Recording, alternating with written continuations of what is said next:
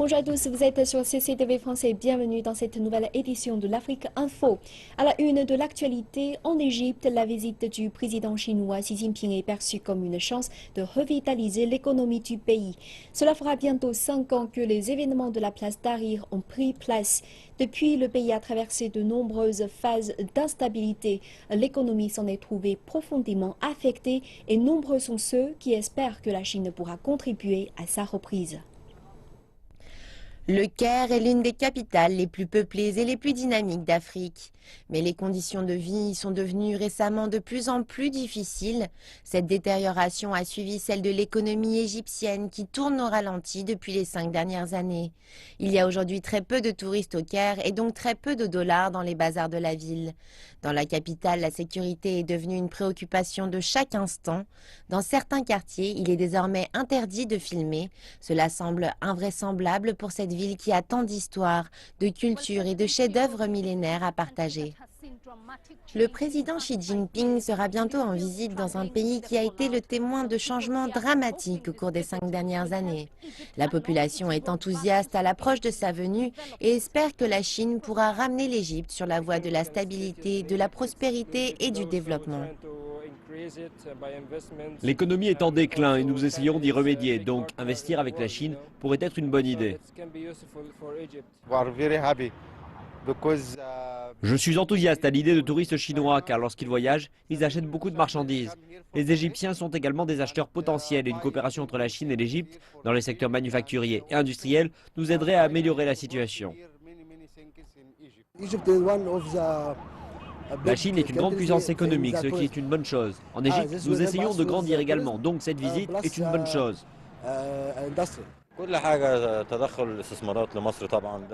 La Chine est une grande puissance mondiale et elle peut aider l'Égypte dans le domaine économique et dans d'autres secteurs également. Peu de signes de l'enthousiasme suscité par l'arrivée du président Xi en Égypte sont visibles dans les rues du Caire, mais sa venue a attiré l'attention d'une grande partie de la population qui espère que la Chine et l'Égypte pourront restaurer la stabilité dans le pays. Le président Xi a quant à lui prévu d'aborder un grand nombre de questions lors de sa visite.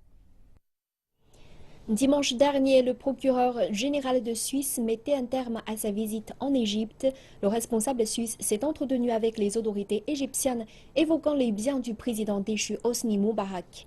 On estime à 600 millions de dollars la valeur des actifs de l'ex-dirigeant en territoire helvétique, une somme que l'Égypte réclame. Il y a 5 ans, en Égypte, Hosni Moubarak était renversé de son poste de président. Auparavant, l'homme s'était maintenu au pouvoir pendant des dizaines d'années, une période au cours de laquelle il a amassé une fortune. La plupart de ses biens sont à l'étranger. À ce jour, l'Égypte n'est pas parvenue à récupérer quoi que ce soit. D'après certains analystes, la venue de cette personnalité suisse pourrait annoncer quelques changements. La venue du procureur général de Suisse est une très bonne chose, même si elle est tardive. Mais je pense qu'avec les derniers jugements, les efforts s'accentuent pour obtenir les actifs bloqués en Suisse. C'est une bonne nouvelle, mais selon moi, cela prendra encore du temps. Les actifs égyptiens à l'étranger représentent plusieurs milliards de dollars et pour un gouvernement qui fait face à plusieurs difficultés d'ordre économique, ces fonds pourraient être utiles. C'est bien et important pour pouvoir récupérer l'argent.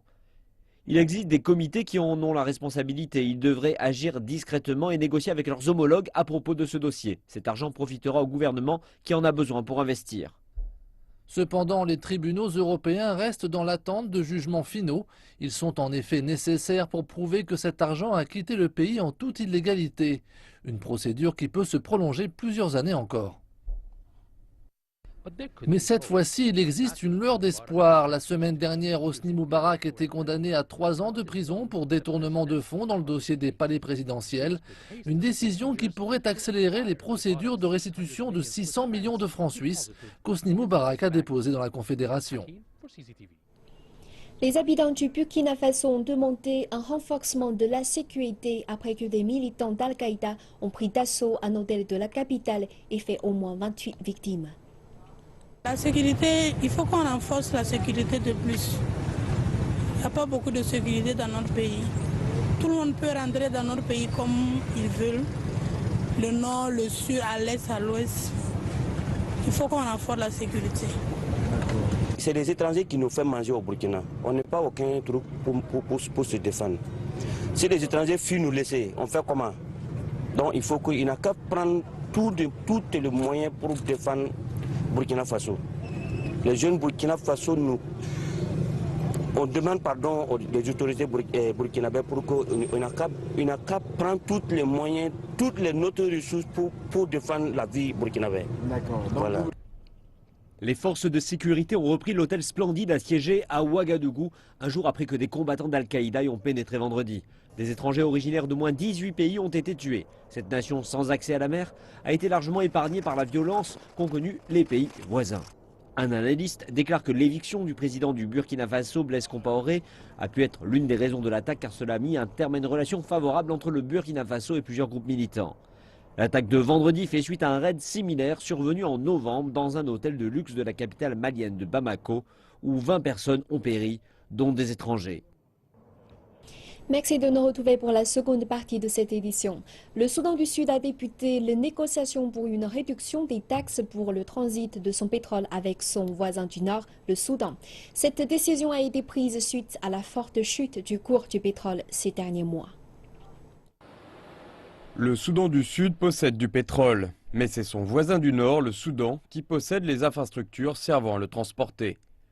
Djouba paye donc Khartoum pour ce service. Auparavant, les deux pays ne faisaient qu'un.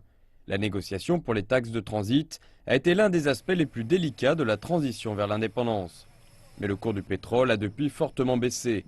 Le pétrole représente 98% du budget du Soudan du Sud. Et en vue d'économiser de l'argent, il souhaite réduire les taxes sur son transport. La location des oléoducs a été faite sur la base d'un cours du pétrole élevé, au-dessus des $100 le baril. À présent, le prix du baril se situe autour des $30 ou moins, ce qui signifie que nous devrons négocier avec le Soudan afin de voir si, avec si peu d'argent, nous pourrons tous en bénéficier. Selon les experts, un accord est la clé pour les deux pays. Tant que le cours mondial restera bas, cela ne fera aucun sens pour nous d'exporter, car en exportant, nous payons des taxes qui sont trop élevées pour nous, que nous ne pouvons pas nous offrir.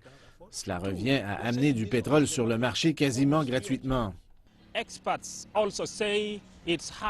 Les experts estiment également qu'il est largement temps pour le Soudan du Sud de se focaliser sur la construction de ses propres capacités de raffinage, plutôt que de compter uniquement sur des exportations de brut. Les raffineries du Soudan du Sud ont été détruites entre 2013 et 2015 au cours de la guerre civile qui a secoué le pays. Au Sénégal, la transformation de poissons est devenue une activité génératrice de revenus pour de nombreuses femmes et un moyen de combattre la pauvreté ainsi qu'un facteur de développement économique. La transformation artisanale des produits issus de la pêche est dominée à 90% par les femmes sénégalaises. Plus de 40% de la production est transformée. Au nombre d'environ 7000, ces femmes travaillent dans ce champ des zones côtières. À Joal, à 100 km de la capitale Dakar, les femmes sont occupées près des fours à fumage. D'ailleurs, le fumage de poisson est la principale activité d'export dans cette région.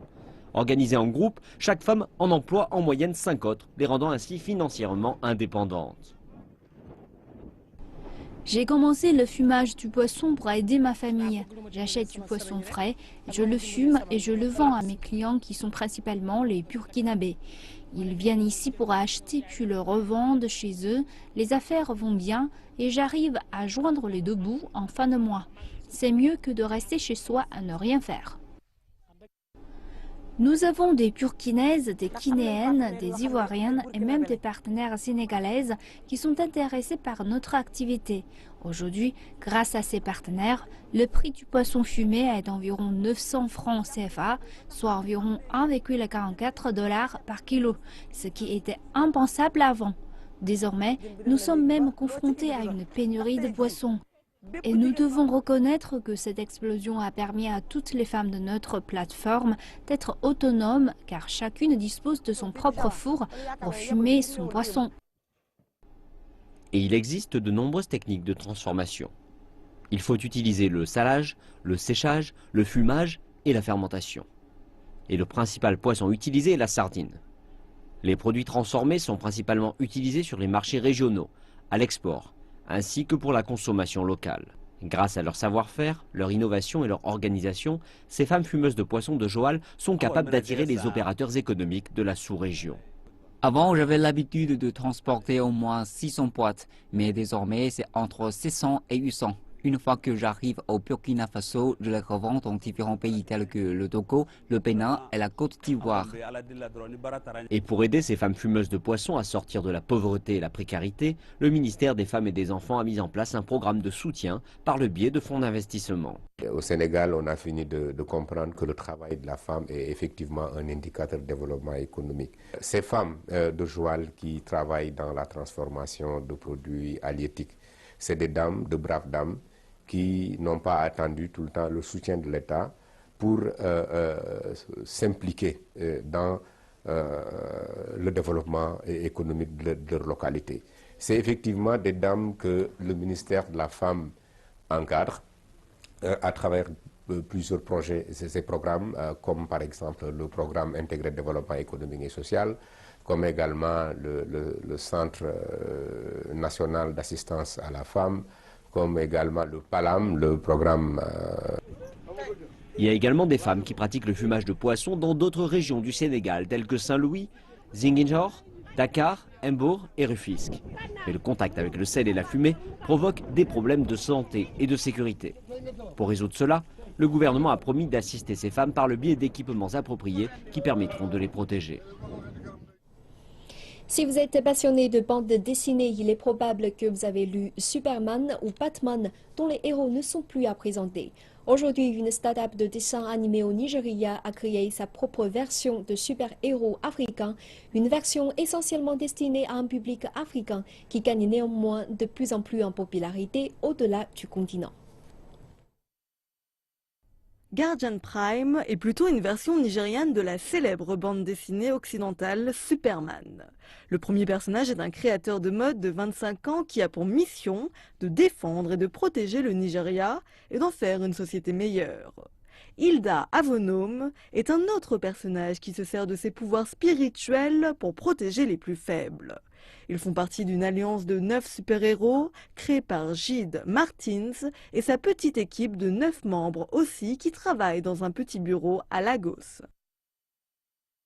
I grew up consuming loads of comics. And you know, we're in a society where they're noticing that J'ai grandi en lisant beaucoup de bandes dessinées. J'ai remarqué que dans la société d'aujourd'hui, la nouvelle génération est rebelle, elle n'écoute ni ses parents ni la religion. J'ai réfléchi à ce que je pouvais faire pour modifier cette manière de penser et je me suis demandé comment je prenais mes décisions en grandissant. Je me suis rappelé qu'à chaque fois que j'avais une décision difficile à prendre, je pensais à ce que Superman ou Batman feraient. Superman défendrait cette cause et Batman braverait tous les obstacles. Alors pourquoi ne pas utiliser cette méthode pour instaurer des droits moraux à la prochaine génération pour qu'ils aient la même influence que j'ai eue? Je veux partager cette expérience avec le monde entier. Et en plus, je suis nigérian. Nous avons déjà des super-héros occidentaux et je dois sensibiliser les personnes d'ici, qui sont nigérians et africains en général. Je me suis donc dit, pourquoi ne pas utiliser notre culture et nos personnalités et les dépeindre en tant que héros, pour qu'ils inspirent les gens et leur montrent ce que l'Afrique peut faire.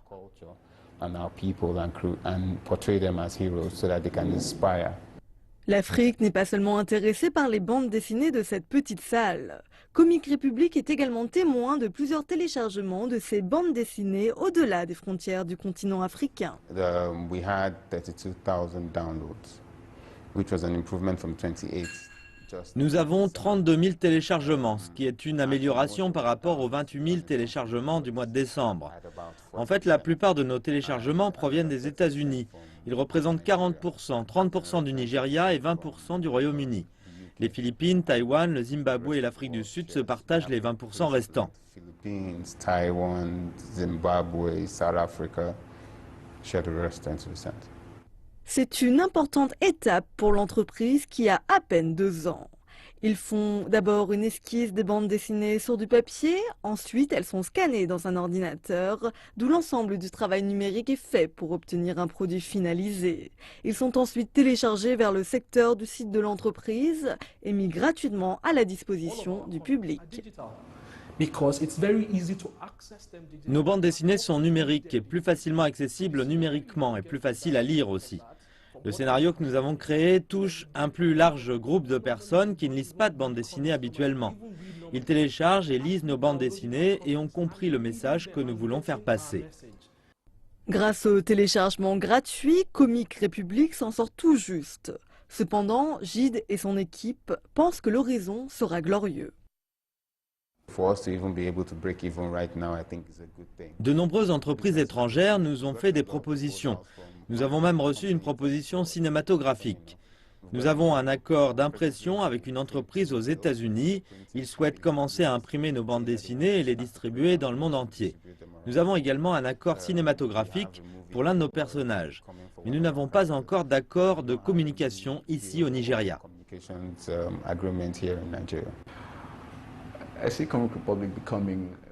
Je pense que Comic Republic deviendra un nom connu de tous et jouera un rôle qui aidera à changer l'industrie de la bande dessinée au Nigeria, mais aussi en Afrique et dans le monde entier.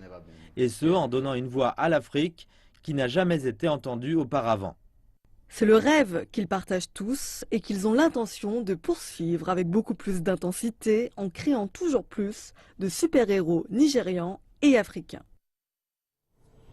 Et rendons-nous en Afrique du Sud où l'art du fil de fer revêt une dimension différente grâce à l'aide de composants et circuits électroniques bon marché. Un groupe d'artistes a réussi à créer une collection entière de fils de fer qui marchent et qui chantent. Ils volent, nagent et rampent même. Ces produits artisanaux sortent vraiment de l'ordinaire. Fabriqués avec des composants électroniques et mécaniques, ils se transforment en œuvres d'art. Ce projet est une idée de Raph Borlan, artiste et chercheur local, qui a collaboré avec des talentueux artistes de fil de fer zimbabwéens afin de donner vie à ce tressage tridimensionnel. Robot africain est un projet qui combine électronique et mécanique avec bricolage urbain. Cela en utilisant principalement des fils de fer, un composant que les Sud-Africains et Zimbabwéens utilisent pour fabriquer des objets et les vendre ensuite dans la rue ou dans les boutiques. Ces objets sont généralement statiques et j'ai pensé que cela serait génial d'incorporer l'électronique et la mécanique pour les faire bouger. Le projet se focalise particulièrement sur le tressage de fils de fer en utilisant des matériaux peu coûteux comme des clôtures et à partir de composants de base, ils ont réussi à créer une collection de sculptures interactives. Ils sont exposés à Muti, galerie d'art à Cape Town. De plus, les artistes se sont inspirés de thèmes locaux.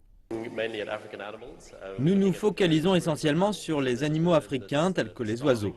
Par exemple, les tourneaux à ailes rouges et noires de Cape Town, qui, comme les corbeaux, sont une espèce d'oiseau très intelligente. On a pensé que cela pourrait faire un bon thème.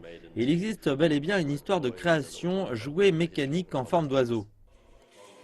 Les artistes du fil de fer zimbabwéens se sont forgés une solide réputation pour leur savoir-faire. Toutefois, l'intégration de l'électronique à leur artisanat était un nouveau concept pour eux. C'est une nouvelle forme d'art dans le sens que je dois maintenant fabriquer des circuits électroniques au lieu d'en acheter et en faire des œuvres d'art. Travailler sur ce projet m'a vraiment aidé dans la vie, parce que je ne savais pas comment assembler des composants, fabriquer un circuit ou même juste souder. En gros, tout ce qui est en rapport avec l'électronique. Travailler sur ce projet m'a vraiment aidé. Pour le moment, contrairement à l'abondance de talents qui m'entourent, mon incapacité à apporter de la vie à mon art, Spaceship, signifie que je devrais probablement continuer mon travail normal. L'auteur et photographe Eniko Kani a retracé l'histoire de 45 groupes ethniques répartis sur 30 000 km tout en organisant sa nouvelle exhibition sur la vie quotidienne de ces tribus au Soudan.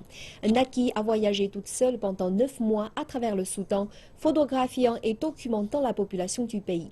Son exhibition, présentée à l'école des études orientales et africaines de Londres, a pour but de trouver la beauté dans l'ordinaire et d'offrir une nouvelle perspective sur le Soudan.